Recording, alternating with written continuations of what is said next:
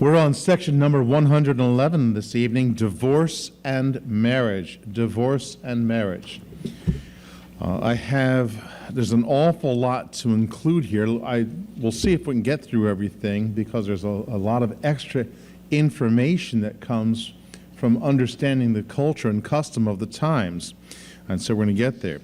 I have quite a bit to say just by way of introduction to this whole section. This is a section that actually has people contending from different angles in Christian circles about whether someone can get divorced, whether a Christian can get divorced, can they get remarried, and there's quite a bit of information that's stored in this passage that we're going to look at here. First of all, I want to say that divorce is not fun for anybody.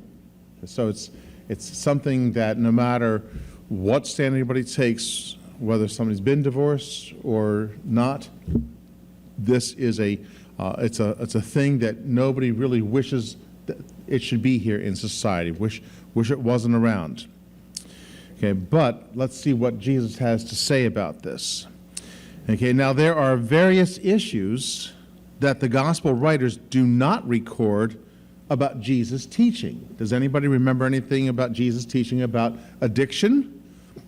No. How about gambling? No. There's probably a bunch of things that are not really covered. Not that they recorded. They primarily wrote about what Jesus taught and preached about man's relationship with God. Okay, and that would make sense as far as what's important and what's wise to have included in the Scriptures.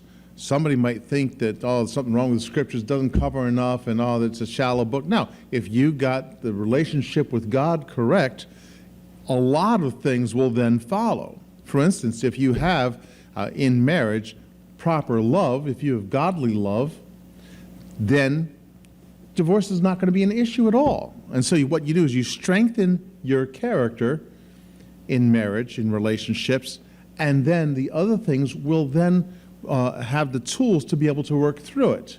We want to say also, in preparing for marriage, that this is something that has got to be taken care of long before marriage comes. Long before you meet Mr. or Miss Right, you need to make sure to be properly prepared for marriage.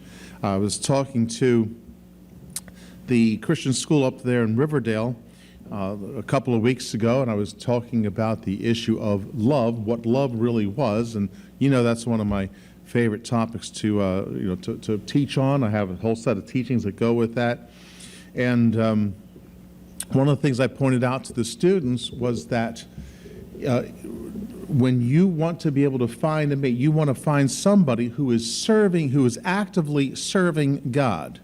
Not just somebody who believes in God, not just somebody who's going to church. You would think that would be like the standard. If the person's going to church, that makes all the difference in the world. No, it makes some difference in the world. A lot of people that go to church, they attend, and they're not engaged, and they're not serving God. And if you challenge them about their spirituality and their devotion to God, they might take issue with you.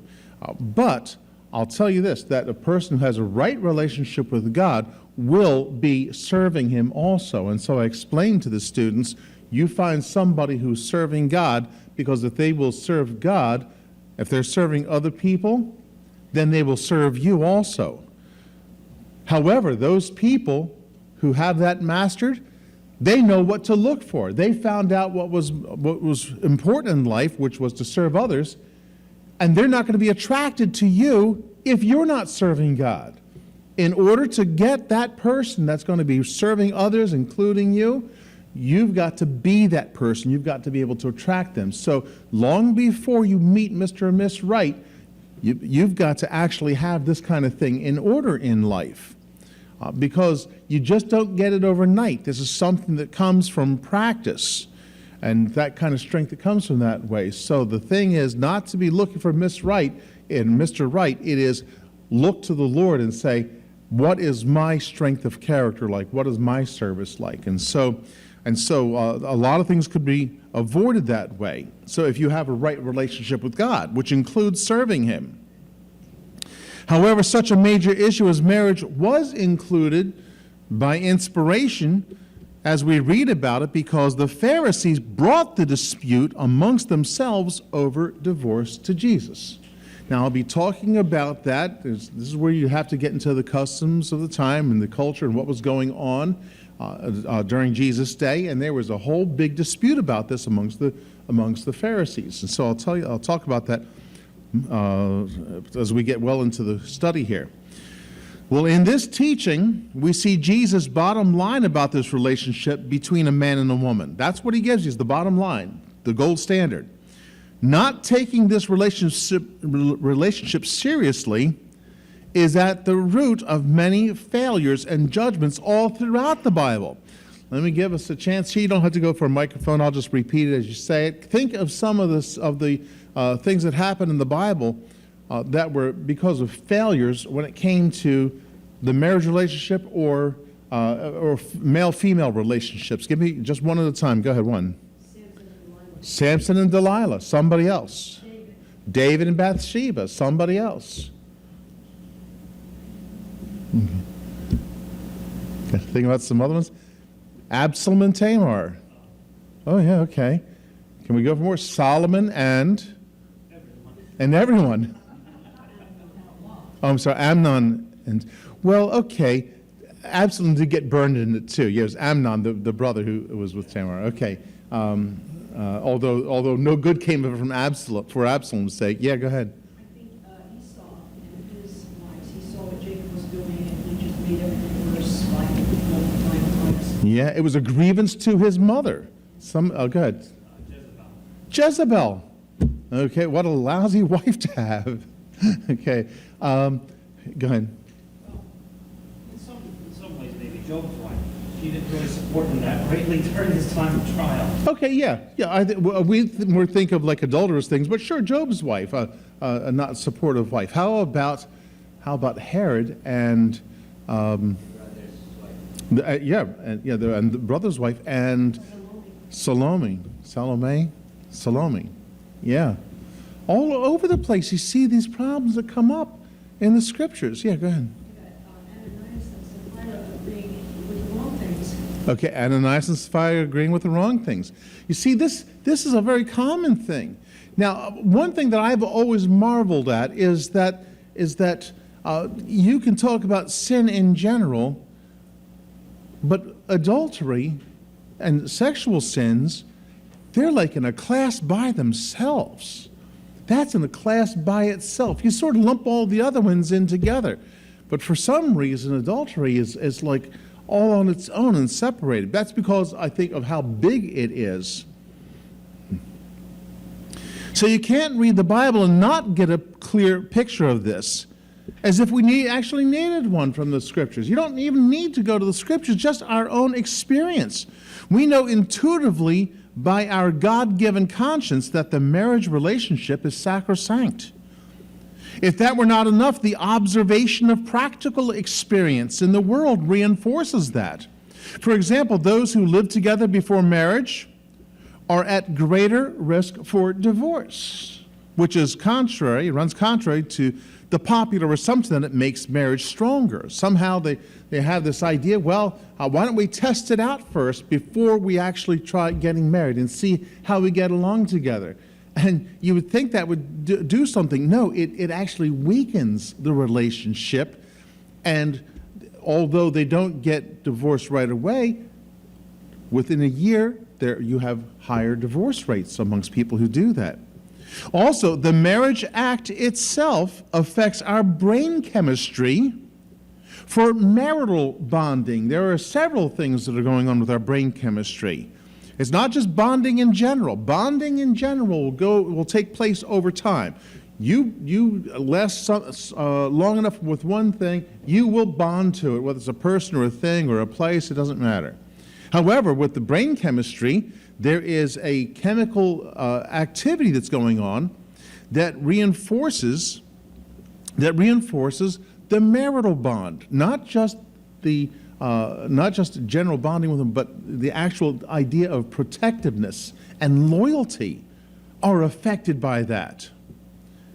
Having multiple partners wreaks havoc as one bonds and breaks that bond over and over again.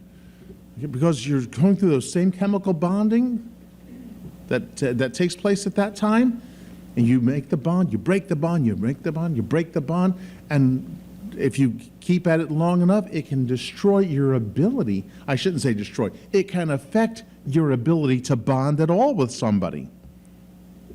This is also why those who have repented after being engaged in such a lifestyle are often required to cease for a period of time to gain a better perspective before marrying. I've done that. I've had couples that had come. I remember, I think of one specific couple who came, wanted to get married. They had been living together, and I said, okay, now we're going to get this, date set for the marriage, and it wasn't going to be the next day. In fact, typically I will not do a wedding without about 4 or 5 counseling sessions, and it could go to more depending on what I see. And so it could take quite a while just to go through the marriage counseling. In fact, by the pre-marriage counseling, in fact, on the first setting, I won't even commit to doing a wedding for somebody until I've sat down and determined whether they're saved or not. And I don't give them a clue as to what I'm looking for, but I explain I have to be able to figure out whether I am eligible to perform a ceremony, because if I'm going to be giving holy vows of God, I have to make sure that I'm qualified. Do I have 2 believers that I'm talking to? I remember one couple, the guy was not as up to speed, and his fiancée wanted to answer for him, and I said, no, look, I've got to hear it from him. I can't hear your answer for him, and I can decipher an awful lot about what somebody's thinking. From when they try to explain themselves, I can figure it out. I can understand things, but no, she didn't want to. I said, look, I can't do this marriage. I've got to talk to you more yet about this. Yes, but we sent out the invitations. I said, I told you not to send out any invitations. I couldn't do the wedding. Now, they ended up getting married, and then they were divorced sometime after that. Okay, but I've got to be able to have the right qualifications. And so this other couple that I just mentioned about, I told them, okay, now look, you're going to have to come apart for a while. And they moved out from each other, and they honored that. And I believe God blessed that decision. But this is a standard kind of thing, because those who are engaged in living together and acting like they're married, what happens is they don't have a full appreciation. They need to come apart so they can have that proper bonding as much as you can get to take place when they do come back together again. Then there's the problem that when somebody engages in this kind of behavior, they are actually touched by everyone their partner has had and everyone that their partners have had. And so there's lots of germs to go around. Physical relationships are confounded with an actual relationship, and the physical relationship is no substitute for the actual relationship. They are confused. The marriage relationship includes far more than just the physical. It includes the importance of family and personal growth, not just the pleasure of sin for a season. Issues of physical health, mental health, and societal health are all part of the marriage relationship. One does not have to look very hard to find that the breakdown of the family has contributed to the failure of many civilizations. One of the things that has hardest hit different communities has been absentee fathers. It has produced marked degradation, which has been mistakenly called societal oppression. Again, it's really just degradation. It's not people being oppressed and not making as much as others. It is degradation of the family, personal degradation. The gold standard for marriage is as Jesus described in the original plan that God had given, one man and one woman bonded for life. This precludes any homosexual relationship and restores marriage to its original design without any accommodations to any other social pressures. This is the effect of grace. Grace is more demanding. It's always more demanding because it deals with the heart and not just the outward behavior. It's in this light that we should appreciate the highest reason for marriage as far as Christians are concerned. Now note that. It's as far as Christians are concerned. Okay, the rest of society, they've got to contend with life outside of marriage, with disease, and with degradation of society and things like that. But as Christians, we've got actually something bigger. Turn over to Ephesians chapter 5 as I get ready to go there. So it's in this light that we should appreciate the highest reason for marriage as far as Christians are concerned. Marriage is a reflection of the relationship that God has with his church and the believers. And for this, we look at Ephesians chapter 5, verse number 22. Now, and following. Now, as we get ready to read that, I want to point out, I've dealt with a lot of things. These are not contained in this teaching that we're going to look at tonight about divorce that was brought to Jesus. Okay. In his one simple statement that we're going to be examining later on, that God has ordained it to be man and woman, and that's it, and they're supposed to be that way for life. In that one statement, all these other things are implied. If you have that one gold standard, all the rest becomes something we don't have to think about. It all becomes other. It all becomes something extra that we don't even have to worry. We don't even have to worry about. You don't have to worry about transgendered relationships. You don't have to worry about homosexual relationships. You don't have to worry about a lot of disease. You don't have to worry about the downfall of society. Jesus says by giving what is supposed to be, everything else is excluded. So Ephesians chapter 5, and now we come to the thing that's actually supposed to be motivating us as believers, is what marriage represents. Remember, you don't mess with the symbols of God. You don't do that. Bad move to make. Ephesians 5, 22 and following. Wives, submit yourselves unto your own husbands as unto the Lord.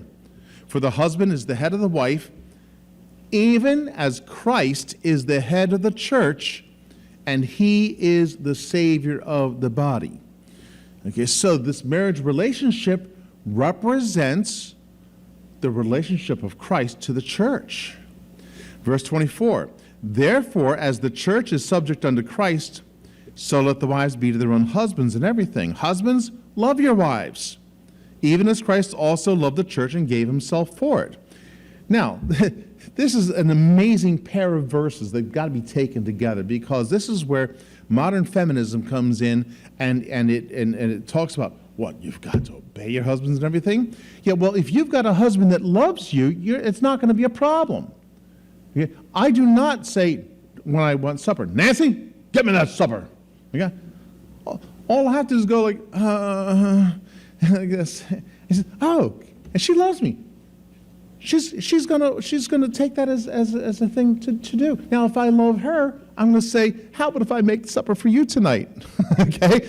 You see how this works? It's a non-issue. When you've got that relationship with the Lord right and your spiritual relationship with God right, this thing about husbands loving wives and the wife obeying the husband, it sort of just all merges and it all blends together, and it becomes nothing to be contended with. Verse number 26, why? That he might sanctify and cleanse it with the washing of water by the word, that he might present it to himself a glorious church, not having spot or wrinkle or any such thing, but that it should be holy and without blemish. So this is what men are supposed to be doing. I'm thinking I've got to start emphasizing men being manly, okay? True manhood. And one of the things about true manhood is to be able to take the lead in godliness in order to help the wife along that way. So he goes on, he says, verse 28, so ought men to love their wives as their own bodies. He that loveth his wife loveth himself. For no man ever yet hated his own flesh, but nourisheth and cherisheth it, even as the Lord the church. For we are members of his body, of his flesh, and of his bones. For this cause shall a man leave his father and mother, and they shall be joined unto his wife, and they two shall be one flesh. This is a great mystery, but I speak concerning Christ and the church. So what Paul's doing here is he's setting up marriage as an example deliberately, and what he says, what I'm really talking about when I talk about marriage is Christ and the church. And so when we look at marriage, this is what it's supposed to be a reflection of. That's why it's got to be taken so seriously. Okay, with that, let's get to the questions then. Okay, we've talked about marriage, and I've given you like a synopsis. I mean, there are whole seminars and conferences and sermons and series of sermons and Sunday school classes that are built on dealing with this as an issue. Because as I said, the marriage relationship is in a class by itself when it comes to sin and growth. Should be taken extremely seriously, so seriously that we are going to give it the attention that it's due. The attention that it's due is an awful lot. An awful lot. It's not something that you master in a few weeks as you get ready to get married. It's something that you really end up starting and then continuing, and then you finally meet the right one, and then you finally get married, and then you keep on in that relationship, and you keep on working at it all the way through time. Okay, so question 635 says, what did Jesus reveal about the attitude of the Pharisees? And we're dealing with specifically only the attitude of the Pharisees in this question here. It's based on Luke 16, 14, and 15. And the Pharisees also, who were covetous, heard all these things, and they derided him. And he said unto them, Ye are they which justify yourselves before men, but God knoweth your hearts. For that which is highly esteemed among men is abomination in the sight of God. And so the answer that we got was, okay, A, they were only interested in rationalizing the applications of the law that they wanted to believe. Now, Matthew and Mark reveal the occasion for this teaching, but it's Luke who reveals the attitude of the Pharisees for which they were judged. He's the one that deals with the attitude. When you look at the harmony of the Gospels there, you'll see that. Okay, now for B, they were interested in trying to understand the Word of God. Well, in their attitude, they were more interested in trying to catch Jesus up rather than sincerely looking for the truth. Okay, for C, they were so detached from their traditional teachings, they joined others in pressing into the new dispensation. Well, had they done that, they might have been able to have something to their credit. The Pharisees, by looking at marriage, they were more entrenched in their own interpretations of the law, rather than appreciating what the new dispensation of grace would teach. What does the new dispensation of grace teach? No divorce. Okay? Because it's something that is more demanding. This is what Christians should be striving for and working towards, is having no divorce. The reason why is because in the new dispensation of grace, grace always demands more. We've said this on a number of occasions. This is a standard thing that I go to say when dealing with grace and law, is to point out that grace demands more of us. Had they any appreciation for what was coming, that is the new dispensation, where grace is more significant, they would have been seeking the higher requirements of grace rather than some way of twisting the law in order to accommodate their permissive views on divorce. Those permissive views on divorce we're going to get to in question 639, so I'll wait till I get there. But that's what they were doing. They had this dispute that they were going on one side talking about how they could be more permissive than the others. It's all caught up in would Moses allow divorce for every cause? Okay, question 6. By the way, before I go on, any comments anybody would like to throw in before I even move along any further? Are there any questions? Okay. Question 636, we're going to read Deuteronomy 24, verses 1 to 4. Adultery would be punishable by death, but some other uncleanness would not. Why did Jesus say there were controls on divorce in the law. So Deuteronomy 24 verses 1 to 4 says, when a man hath taken a wife and married her, and it come to pass that she find no favor in his eyes, because he hath found some uncleanness in her, then let him write a bill of divorcement, and give it in her hand, and send her out of his house. When she is departed out of his house, she may go and be another man's wife. And if the latter husband hate her, and write her a bill of divorcement, and give it in her hand, and sendeth her out of his house, or if the latter's husband die, which took her to be his wife, her former husband, which sent her away, may not take her again to be his wife, after that she is defiled, for that is abomination before the Lord. And thou shalt not cause the land to sin, which the Lord thy God giveth thee for an inheritance. And so the answer that we got is A. It was to limit the effect and spread of sin due to the hardness of people's hearts. And we get that especially from Matthew 19:3 and Mark 10:3 to 5. Matthew 19:3 says, the Pharisees also came unto him, tempting him, and saying unto him, is it lawful for a man to put away his wife for every cause? And then in Mark we read in chapter 10, verses 3 to 5, and he answered and said unto them, what did Moses command you? And they said, Moses suffered to write a bill of divorcement and to put her away. And Jesus said unto them, for the hardness of your heart he wrote you this precept. Okay, so when we look at Deuteronomy 24, there's this matter of uncleanness, and you didn't get stoned for that. Adultery, you got stoned for. And so the Pharisees are hearkening back to that scripture, and this became the dispute, again, which I'll talk about in a little bit. This became the dispute, well, can it be just for any cause? And so Jesus says, no, well, look, this was written for the hardness of your heart. What that means is because of the hardness of your heart.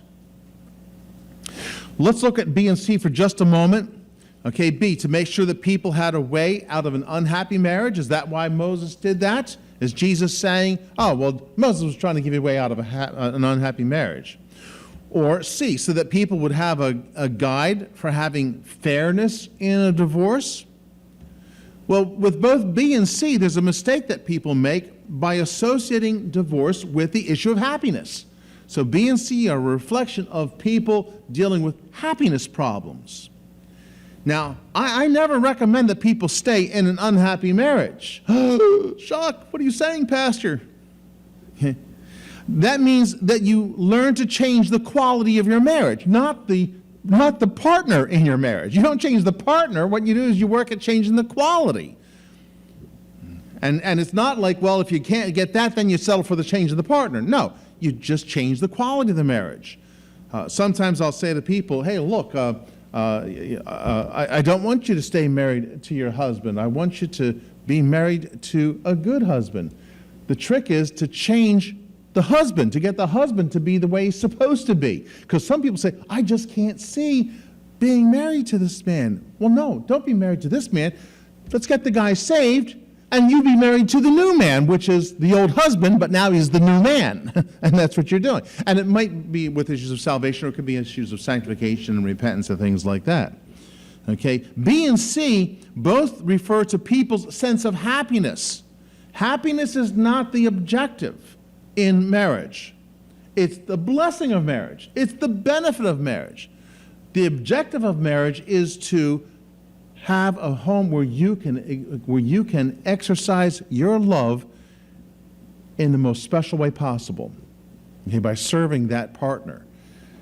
Now, somebody might be making the connection that this sounds a little bit similar to what I've said about church relationships. Okay, you don't go to church in order to get good teaching. Now, we're always going to try to give good teaching. The reason you go to church is so that you can fulfill your service to the Lord, so that you can be the teacher, so that you can be giving of yourself, so you can be sharing love, so that you can be sharing encouragement, so that you can be praying for others and praying with others. You don't go in order to get. Now, same thing. You don't go to marriage looking for happiness. You go to marriage for the purpose of of serving in a very special way that other person. This is why arranged marriages can work. Arranged marriages can work if you go into it with the proper attitude and with the proper sense of service and with the proper sense of God's love of wanting to give yourself for the benefit of somebody else. And it's amazing how that can work. It's amazing how that can work. So we go back to A, to limit the effect and spread of sin due to the hardness of people's hearts. Okay, Jesus points out that in Israel, which was a nation of believers and unbelievers, there were civil accommodations that had been made because the law had to apply to both believers and unbelievers. We want to remember that though they were God's chosen people, they were chosen for a purpose, for God to show His grace upon them, for God to empower them and to use them, and to use them as an example to the world of His protection and of His mercy. They were not chosen because they were all believers. They were chosen just because God decided to do it. And so what happens is if you were just born Jewish, you were part of the nation. Well, that didn't mean you were saved necessarily. Maybe you were, maybe you weren't. So you actually had a non-spiritual country in Israel. It was not a spiritual country. It was not let me put it this way, it's not a spiritual nation. It was a physical nation that was comprised of some believers and some not. And so in that civil arrangement, okay, being of civil, referring to the population, referring to human government, in that civil arrangement, though it had its laws handed down to it by God, it was still not necessarily a nation of God. It was a nation for God, but not necessarily of God. Well, now, under grace, we're dealing with believers only, and so the higher standard of no divorce is proper. It's not that we've done away with the other standard. It's not that the other standard was set up in contrary to God's nature. No, it was consistent with the nation's nature. And now what we have here is consistent with the new nature that's in God's church. So there's no contradiction, there's no inconsistency here whatsoever. Okay, so question 637. What was the ideal of marriage as God gave it for those who are truly His? And this is going to be based on Matthew 19:4-6. And in Matthew 19:4, this is where the gold standard of marriage is given. The standard by which all other things are judged. If it's not this, then it's wrong. Okay? This is right. Anything else, any other arrangement, any other combination is wrong. Okay? Jesus says, here is what the definition is. Okay, He answered and said unto them, have you not read that He which made them at the beginning made them male and female? And said, for this cause shall a man leave father and mother, and shall cleave to his wife, and they twain shall be one flesh. Wherefore they are no more twain, but one flesh. What therefore God hath joined together, let not man put asunder. Now, I mentioned the problem of definition. This is one of the things, if you remember, this is how liberals get around godliness, is they redefine things. I remember, I like to tell the story when same-sex marriage was being voted on here in New Jersey by the legislature, and I met with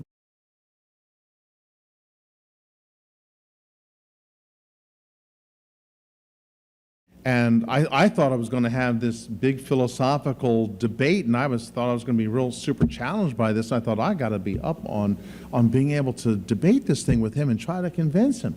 I was shocked, I say, over how shallow the reasoning was. I mean, I knew it was shallow reasoning that was out there. I didn't think that anybody in power was shallow like that. I thought they all were debating this kind of stuff. And so he said, well, what if you have two people who love each other? I thought, is this your best? Bring it.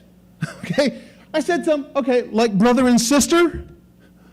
Is that the definition? Well, how about father and daughter?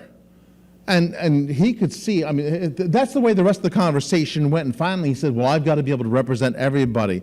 And I pointed out to him his Catholicism, and I said, look, your faith should be informing what your decisions are and your wisdom.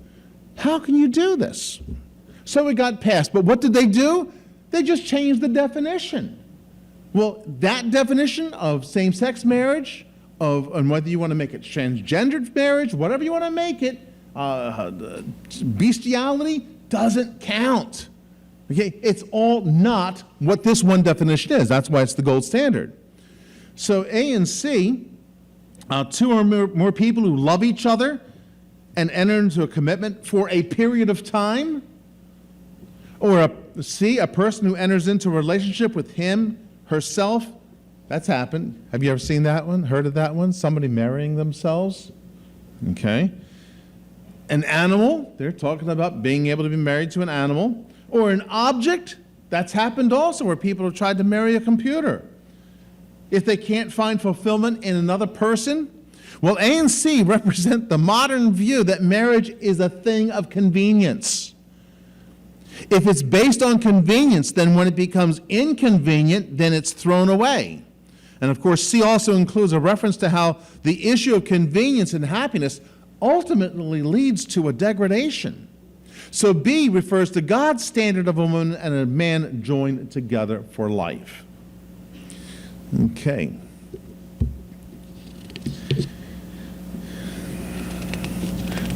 I expected I was going to end up having to stop here at this point. Okay, the next sections, I've got material to read through out loud that takes quite a bit to go through, so I'm going to reserve that to finish it up on Sunday afternoon. So we're going to stop with this one, and we'll go into that. And this is where, in this section, when I get to answering this question, that's where I'm going to go into the customs and the culture and the definitions of things back in that day. Now that will be very critical information. When you have to contend with the issue of can Christians divorce and remarry, we're going to deal with that as an issue. And the answer is not, it's not totally simple. Okay, it is simple, but there are some things we want to be able to talk to about that.